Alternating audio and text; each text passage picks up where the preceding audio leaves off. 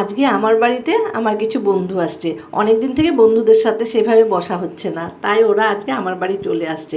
কিন্তু আমি জানি ওরা বলেছিল আজকে সন্ধ্যার পরে আসবে, তা সারাটা দিন ভীষণই ভালো কেটেছিল। কিন্তু সন্ধ্যার পর থেকে মেঘে গর্জন করে মানে মুষলধারে বৃষ্টি দিচ্ছে। আর এই দেখুন রাস্তার জল জমা শুরু হয়ে গেছে। তারই মধ্যে প্রত্যেক বুধবার আর মানে শনিবারে আমাদের কলোনি দিয়ে একজন ধোসা ইডলি নিয়ে যায়। তা আজকেও সে গেল ভ্যান নিয়ে।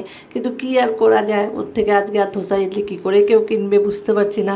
আমারও মন ভীষণ খারাপ হয়েছে। দুপুরে খেয়ে দিয়ে উঠে ওরা আসবে বলে আমি কিছুটা হিঙের কচুরি বানিয়েছি, আলুর দম বানিয়েছি, খুব আনন্দে সব কিছুই করে রেডি করে নিয়েছি। দই বড়াও দেখুন হয়ে গেছে আমার। আমি একটু মানে এখন দই বড়াকে মশলা টশলা দিয়ে দই দিয়ে একটু ভিজিয়ে রেখেছি যেন দইটা ভেতরে ঢুকে, এরপরে ফিনিশিং টাচ দেবো।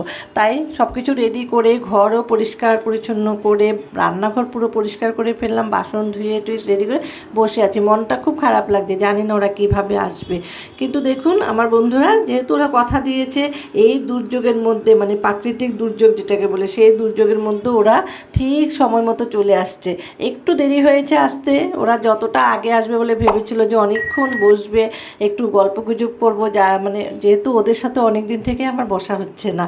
আমি একটু আমার নাতনিকে নিয়ে এখন ব্যস্ত আছি, ওদের সাথে বসছি না। ওরা আমরা একটু সবাই মিলে একটু বাইরে যাই, প্রায় সময় বাইরে যাই, একটু আনন্দ করে আসি।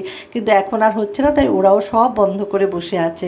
তাই ভাবলাম যে বাড়িতেই আমরা সবাই আনন্দ করি। তো যাই হোক, ওরা এসছে, এরপরে আমাদের মানে ভালো লেগেছে, ভীষণ ভালো লেগেছে, খুব হইচই করলাম। নাতনিকে দেখতে আসছে, নাতনি তো ঘুমিয়ে কাতর।